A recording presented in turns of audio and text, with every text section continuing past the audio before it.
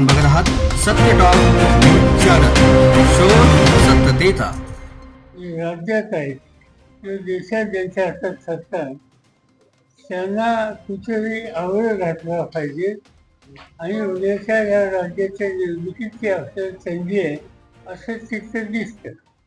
पण दुसरी एक बाजू त्याच्यात आहे की शेवटी विधानसभेची निवडणुकीला आणि सामोरं जात असताना लोकसभेच्या वेळेला जेवढं एकसंध तिथं पर्यायाच्या वेळी उभं केलं होतं ती कदाचित प्रक्रिया सुरू झाली, पण त्याला मुहूर्त स्वरूप येण्याची आवश्यकता आहे। ते जर मुहूर्त स्वरूप आलं तर लोकसभेसाठी स्थिती दिसू शकेल, ते जर नाही आलं तर आजचे राज्यकर्ते त्यांना किंमत मोजावं लागेल। पण लोकसभेचा स्पष्ट निकाल लागला असं मला आनंद आहे।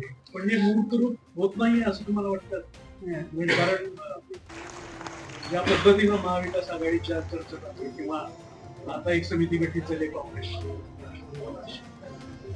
म्हणजे पुढे जात नाही जागा वाटपाची बोलणी किंवा एक संघपणा तो टिकेल असं नाहीये।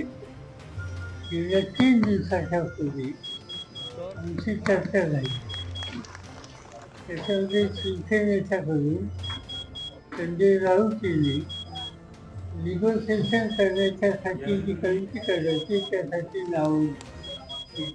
जयंत पाटलांनी राष्ट्रवादीच्या वतीने नावं दिली। बाळासाहेब थोरात आणि पक्षाचे अध्यक्ष त्यांनी काही नावं दिलेली आणि त्यांच्या बैठकीची प्रक्रिया माझ्या मते उद्याच्या 12 तारखेला फाळणीचं काम चालते आणि त्यानंतर सुरू होते। आणि काही झालं तर आपण जागेच्या संदर्भात निकाल एकत्र बसून घ्यावा, एक वाक्यता करावी, लोकांना पर्याय द्यावा। माहिती नाही असं का म्हणतात, त्याचं कारण की आत्ताचं जे सरकार आहे ही गोष्ट खरी आहे की त्यांच्याकडे स्वच्छ बहुमत नाही। चंद्रबाबू आणि नितीश कुमार या लोकांचं सरकारने साथ मिळाले, त्याच्यानंतर या गव्हर्नमेंटची एक स्टॅबिलिटी ही एका ठीक रस्त्यावर आहे। ही दुर्मिळ फाळते जोपर्यंत मोदींच्या वर आहे तोपर्यंत मला त्या ठिकाणी अडचण दिसत नाही।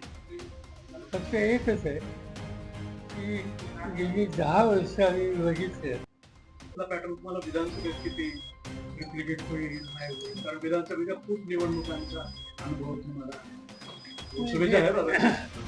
लोकसभेच्या निवडणुकीला 2-3 गोष्टी अत्यंत महत्त्वाच्या। एक, भारतीय जनता पार्टीच्या काही नेत्यांनी स्वच्छ भूमिका घेतली की आम्हाला 400 जागा हव्या का तर संविधानात बदल करण्याची आवश्यकता। इकडे नावाचे त्यांचे मंत्री आणि आणखी 3-4 लोक त्यांनी जाहीरपणाने ही भूमिका मांडली की आम्हाला संविधानात बदल करायचा आहे आणि ही त्यांनीच मांडली असं नाही, मोदी यांनी सुद्धा अशी भूमिका मांडली आणि त्यामुळं लोकांच्यात अस्वस्थता होती की या देशामध्ये संविधानाला मूलभूत अधिकार। मीडिया प्लॅटफॉर्मला लाईक, फॉलो आणि सबस्क्राईब करा। तसंच सर्व नोटिफिकेशनसाठी बेल आयकॉन प्रेस करायला विसरू नका।